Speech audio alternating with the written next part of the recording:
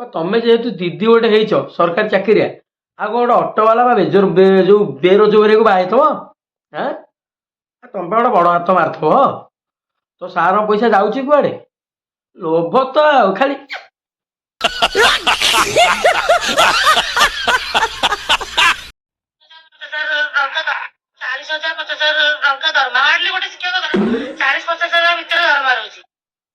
ହେଠି ଦିଦି 40,000 ରୁ 50,000 ଟଙ୍କା ଦରମା ମାସକୁ। କେତେ ଟଙ୍କା ହେଲାଣି ଜାଣିଛଟି?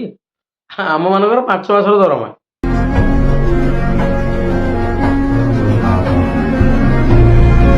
କହିଲେ ନା କଣ ହାର୍ଡଲି ଗୋଟେ ପ୍ରାଇଭେଟ ଶିକ୍ଷକ ବା ଶିକ୍ଷୟିତ୍ରୀ 10,000 ରୁ 12,000 ଟଙ୍କାରେ ସିଏ ମାନେ ତାଙ୍କ ପେଟ ପୋଷୁଛନ୍ତି, ତା ପରିବାର ପୋଷୁଛନ୍ତି।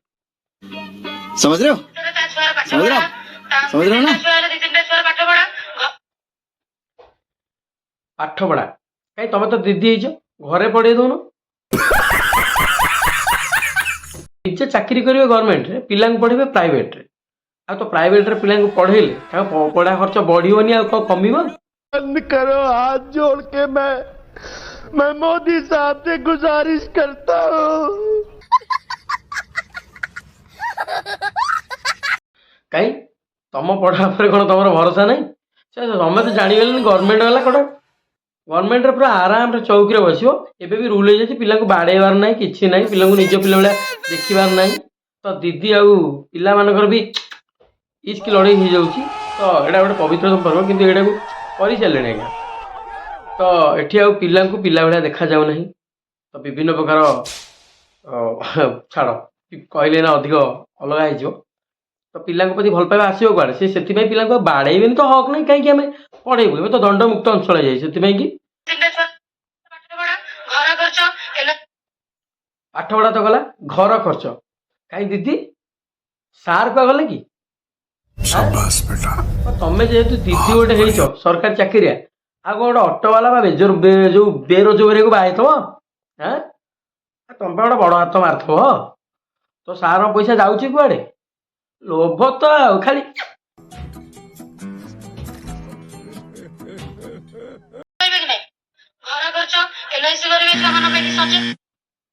ଏଇଟା ବି ଠିକ କଥା। LIC ସଞ୍ଚୟ କରିବ ନା ପିଲାମାନଙ୍କ ପାଇଁ। ମାନେ ଦେଖ ଗୋଟେ ଗଭର୍ଣ୍ଣମେଣ୍ଟ ଚାକିରି ସେ କେତେ, ମାନେ ତଥାପି ସେ କହୁଛନ୍ତି ଆମର ଆହୁରି ପଇସା ଦରକାର, ପାଖାପାଖି ଲକ୍ଷେ ସେପଟୁ। ଆଉ 2 ମାସ ପରେ ସେ 3 ଲକ୍ଷରେ MLA ଙ୍କୁ କାଢିଦେବେ ପଇସା ପାଇଲା ଭଳିଆ। ତ LIC ଖର୍ଚ୍ଚ ଏଇଟା ବି ଠିକ କଥା। ଦେଖିବାକୁ ଗଲେ ଭାଇ ଏଇଟା ସତ କଥା।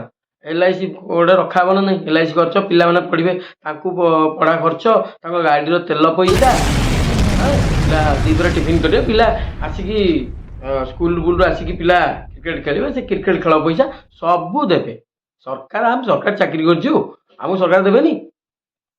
कौन है ये लोग, कहां से आते हैं ये? समझ रहे हो। ଆଇଲେ ଦିଦି ବୁଲି ବୁଲି ଏଥର କଥା ଉପରକୁ ଆଇଲେ।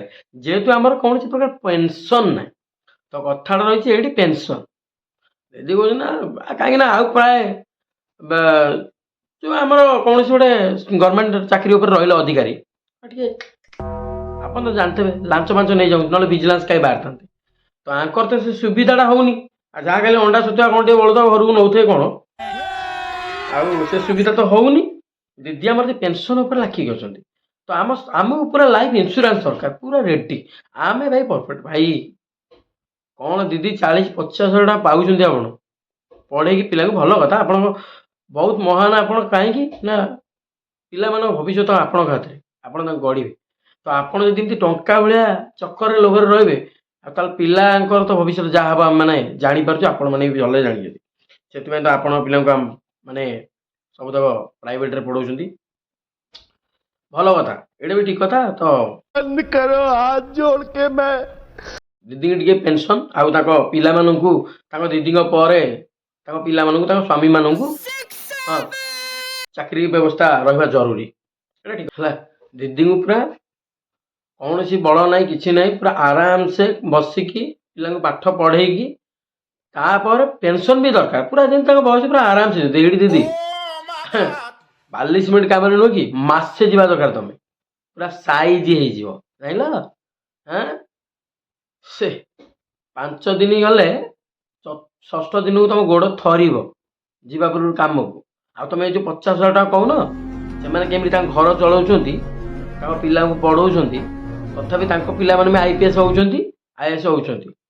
देखा आपने लापरवाही का नतीजा है। अरे बाप रे, ये तो धोती खोल रहा है। ଆମେ ସଞ୍ଚୟ କେମିତି କରିବୁ? କୋଉଥିରୁ କରିବୁ? ଏଇଥିରୁ କରିବୁ। ଏଇଥିରୁ କରିଲା ବାଦରେ କେତେ ଟଙ୍କା ବଳିଲା? ସେଥିରେ ପୁଣି ରୋଗ ବ୍ୟାଧି ଅଛି। ଆଉ କେତେ ଟଙ୍କା ବଳିଗଲା? ରୋଗ ବ୍ୟାଧି ଭାଇମାନେ ଦେଖୁଛନ୍ତି କି ଡିମାଣ୍ଡ ତାଙ୍କର, ସବୁଆଡ଼ିକି ସେ ମାଗୁଛନ୍ତି ଆମର ଇନଡାଇରେକ୍ଟଲି। ଇନଡାଇରେକ୍ଟଲି ଡାଇରେକ୍ଟଲି ପ୍ରସ୍ତାବ ଦେଉଛନ୍ତି ହେଲା। ପେନସନ୍ ଧରି ଗୁଡ଼ା ଏବେ ରୋଗ ବ୍ୟାଧିକି ଆଇଲେଣି, ସଞ୍ଚୟ ପୁଣି ରୋଗ ବ୍ୟାଧି। ହେଇଠି ଦିଦି ରୋଗ ବ୍ୟାଧି ପାଇଁ ସରକାର ଆପଣଙ୍କୁ କାର୍ଡ଼ ଦେଇନାହାନ୍ତି କି ଆୟୁଷ୍ମାନ କାର୍ଡ଼?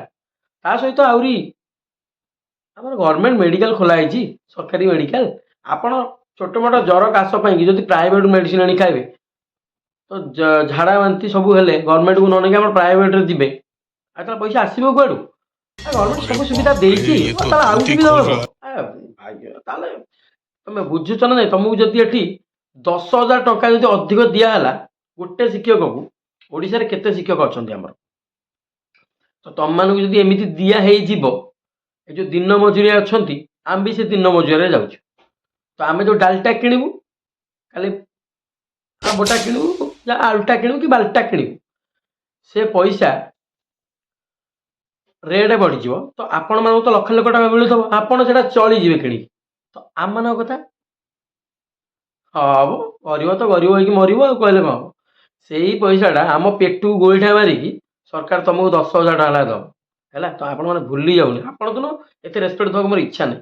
ତମେ ତ କଥାଟା ହେଲା ସେଇଆ, ଆପଣ ସେଟା ପୁଣି ଆପଣ ପିଲାଙ୍କୁ ତମେ ଯେଉଁ ଲେଭେଲ ଦେବା କଥା ପଢ଼େଇକି ସେଇଟା ନାହିଁ। ଖାଲି ନିଜ ପିଲା ଆଗକୁ ଯିବେ, ନିଜେ ତମ ଚେହେରା କହିଦେଉଛି, ତମ ମୁହଁର ହସ କହିଦେଉଛି ତମେ କେତେ ଦରିଦ୍ରତାରେ ଅଛ। वाह दीदी, वाह दीदी, नहीं नहीं दीदी वाह दीदी, मतलब what is this? दीदी, दीदी।